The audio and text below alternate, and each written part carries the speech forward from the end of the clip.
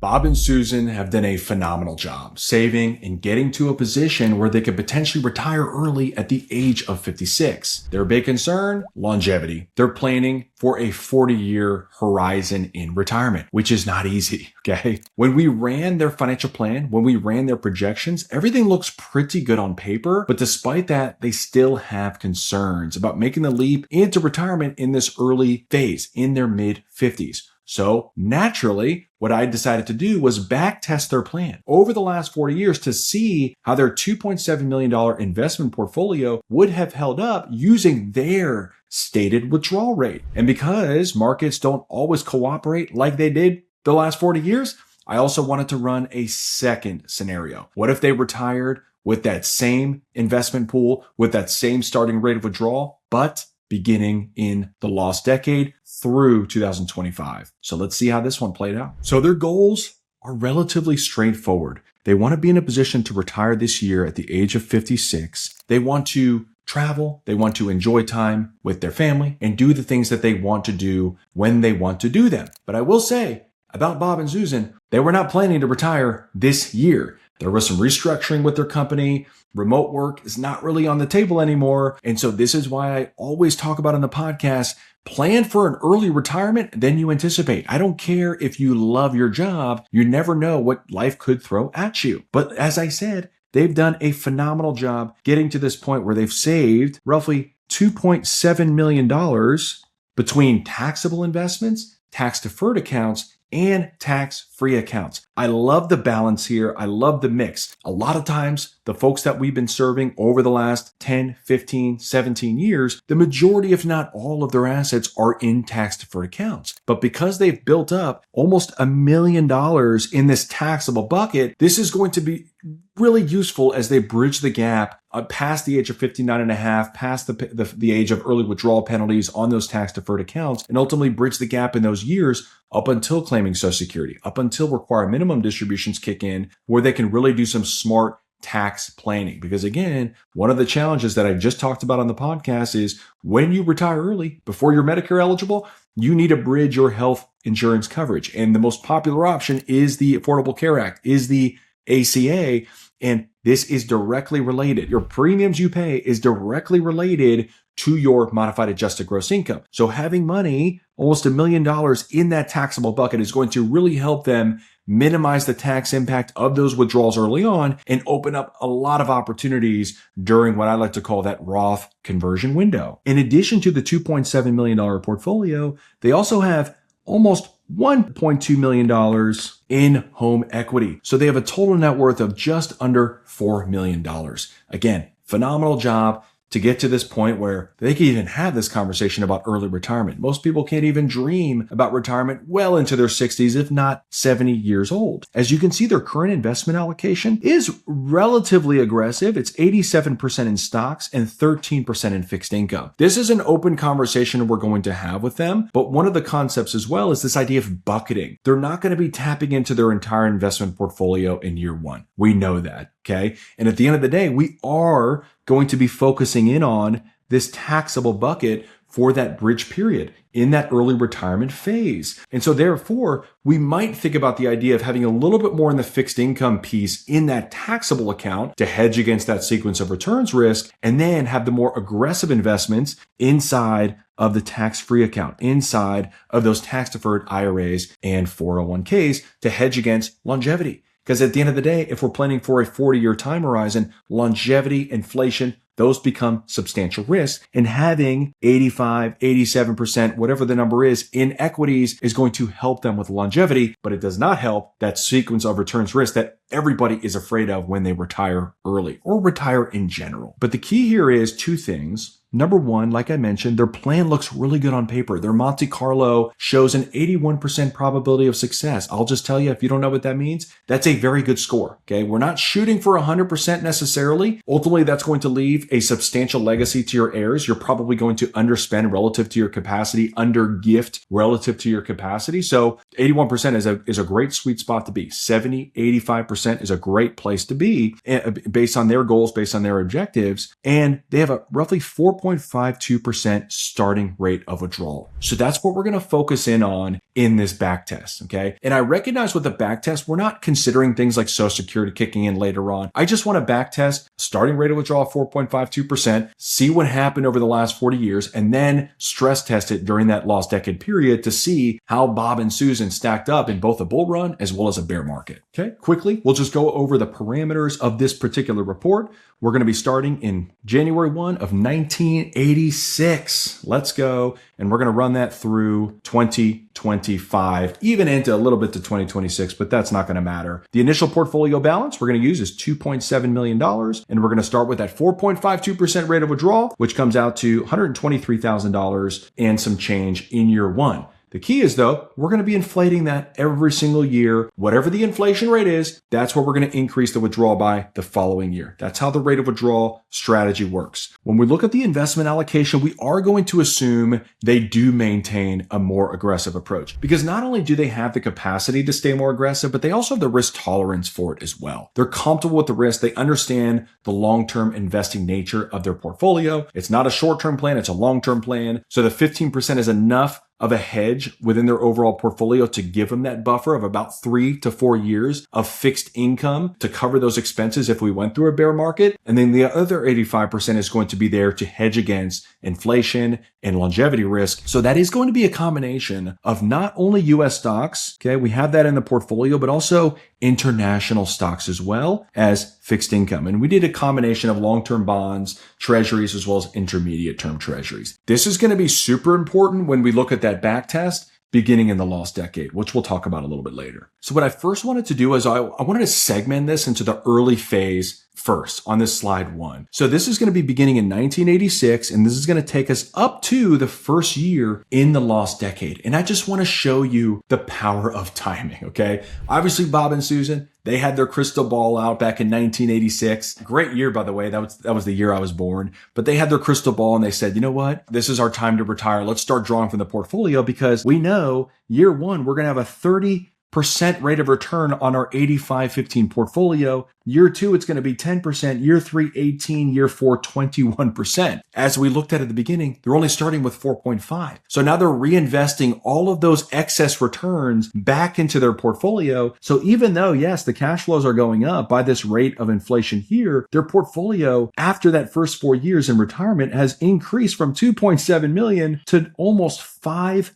million. I mean, talk about like a dream scenario. This is not normal, but if you do retire into a bull market, this could absolutely happen. But now, they have had a little bit of a downturn the following year, 1990, minus 9%. But the next downturn they had was 2000. So they had another run of significant returns, 23%, 17% there, 25% there, 13%, 18, 19, 21. I mean, come on. Can we get some of that going for? That would be amazing. So now that you fast forward, they started with 4.52% as their rate of withdrawal. They adjusted their withdrawal by the inflation rate each and every year. Not only did they preserve their portfolio, but their portfolio to begin the lost decade, $12.6 million. Again, this is not normal. This is the power of timing, okay? Because the opposite could also be true, like we'll look at here in the lost decade in just a second. But look at this scenario. They've basically 5x'd their portfolio from the start date through 14 years of retirement. That is unheard of, okay? And if we really look at this, like what is the rate of withdrawal at that point in time? Like entering the lost decade, let's take this $196,000 and let's divide it by this $12.6 million. Let's see what we get. So if we take this rate of withdrawal beginning in the lost decade of 2000, $196,000, and we divide that into this $12.6 million, that gives them a rate of withdrawal of only 1.5%. This is where Guardrails could have resulted in significant increases in spending during this bull run, okay, during those go-go years. But obviously for this analysis, we're just assuming inflation adjusted, but that's why I talked about on this podcast last week, having a guardrail process, because yes, guardrails are there. If you go through a downturn, go through a bear market, you can pivot. You can adjust your spending down. But the opposite is also true in the prosperity rule. If your rate of withdrawal goes down like it did for Bob and Susan, you could actually give yourself a raise.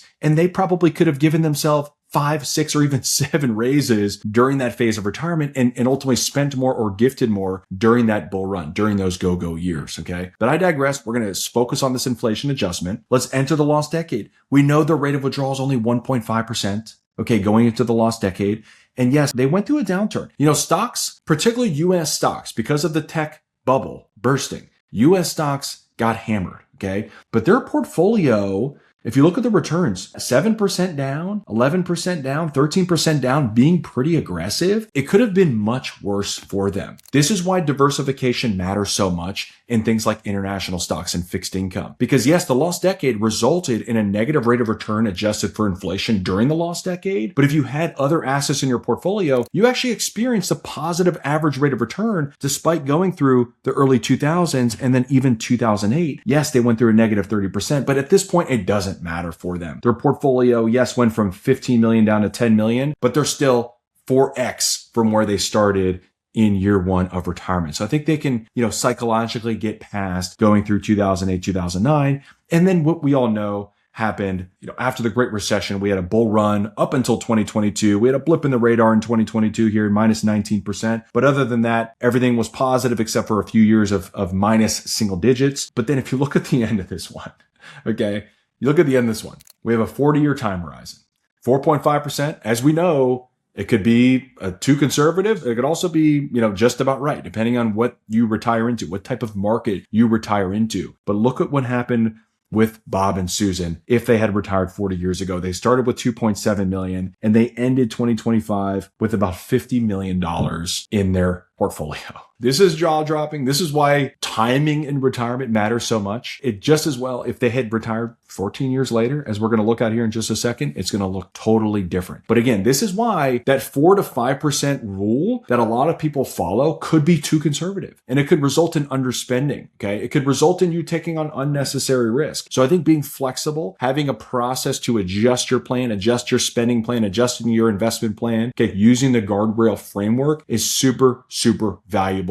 for both the bad markets, but also in this case, the good markets as well. Okay, the moment you've all been waiting for. Let's see what happened in 2000. Let's go through the lost decade. Okay, starting in the year 2000, we're going to do the same back test, January 1 of 2000. We're going to start with this $2.7 million, 4.52% starting rate of withdrawal. We're going to keep the same investment allocation, 85-15, which is important because hindsight's 2020. Yes, we know, the lost decade was what it was. We had the tech bubble bursting and we also had the Great Recession in 2008, which was pretty bad. Okay, probably the worst market any of us have ever lived through. But we're going to stay with 85-15 because that's their risk tolerance, that's their risk capacity. So let's see what happened during the lost decade. Let's isolate the lost decade out. Okay, we're going to look at this thing and we're going to fast forward just the first 3 years. We already know the rates of return -7, -11, -13. They started with 2.7. They're withdrawing a conservative 4.52% rate of withdrawal. But because of the sequence of returns risk, look what happens to their portfolio balance only after 3 years. It dipped all the way down to $1.5 million. This would be unnerving for anybody. I know, obviously, this is like the perfect storm, them retiring right at the beginning of the lost decade, right at the beginning of the tech bubble bursting. But this is why sequence of returns is so important. If we fast forward at the end of the lost decade, if we use their withdrawal of 160,000 and then we divide that by 1.687, that gives you a rate of withdrawal at that point in time of about 9.1%. Not because their spending went up dramatically, but just simply because the markets decline and the amount they're taking out continued to adjust for inflation. Now, I did note before, hindsight's 2020 with this aggressive portfolio. Had they have been 60-40, had they have been a little bit more conservative with their investment portfolio, the result would have been much more in their favor after the full 25 years is up. I didn't put that in the analysis, but I'm just telling you it was a much better result than we're going to see here on the next page. But what I'd also say is guardrails could have played a big role here for Bob and Susan. If you retire into a downturn and you experience those first 3 years, you could have used the inflation rule, which states if you go through a downturn with your portfolio, if you have a negative rate of return in your portfolio, don't give yourself the inflation raise. Skip it. And so they could have skipped their inflation raise for 3 years, then reduces the compounding effect on their cash flows coming out of their portfolio. They could also use the portfolio rescue rule. Their rate of withdrawal definitely exceeded 20% of the starting rate. It almost doubled. I think it did double. But if they had the guardrail framework, they would have given themselves most likely a spending haircut by 10%. Maybe a couple of those during the lost decade. Okay. And if you're interested in learning a little bit more in the guardrail framework, just comment guardrails in the YouTube video. I will make sure you get a copy of that PDF that I made that explains in plain English the 4 rules, the decision rules that Guyton and Klinger have made famous. So super important is to have a plan, not just for the good years, but also a downturn like we're seeing here in the lost decade. So obviously, I don't need to tell you, you don't need to see the next page, but I'm going to show it to you. We know that a 9.1% rate of withdrawal is not going to be sustainable going forward. Okay. Look forward, fast forward into 2025, the portfolio dropped all the way down to 1.1 million, despite significant returns in the market. Okay. But the portfolio never was able to recover because they're taking out 9% of their portfolio after that lost decade is up. So 1.1 million, if they did live for 40 years, that's another 15 years. They need their portfolio to last. It's not going to happen. Okay. Because you look at the rate of withdrawal at the very end, it's going to be over 20%. Okay. You take this number, divide that by number, it's going to be over 20% rate of withdrawal.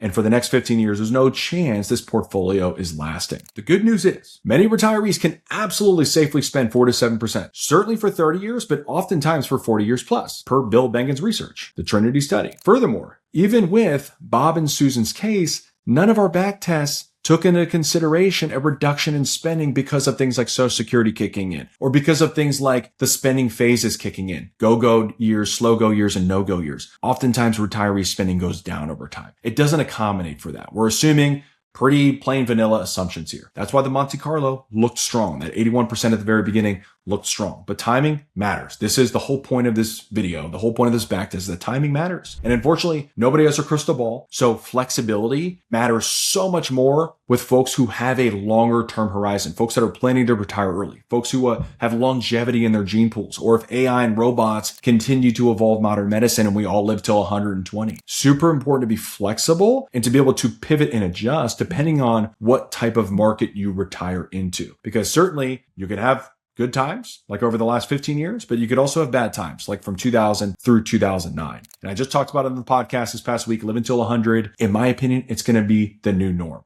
But I'd love to hear from you. What is going to be your starting rate of withdrawal? What type of investment allocation are you going to enter retirement into? Are you most comfortable with an aggressive portfolio, or are you a little bit worried about the volatility in the markets? Are you worried about that sequence of return risk and more comfortable with a little bit more of a conservative investment allocation? Would love to hear from you there. And I hope you found this helpful. And if you did, hit the like button. Make sure to consider subscribing to the channel as well. If you're on the brink of retirement, you've saved over $1 million and you want to maximize your retirement spending, you want to minimize your lifetime tax bill, and you want to worry less about money, this is why we do our channel. And also, that's what we do day in and day out for our clients. And if you're interested in learning more about working with us one-on-one, you can visit our website at www.imaginefinancialsecurity.com, or you can just start with the retirement readiness questionnaire that is linked in the description. We'd love to hear from you and meet you and learn how we can help you plan for and execute a successful retirement. Thanks everybody for tuning in, and I'll see you next week.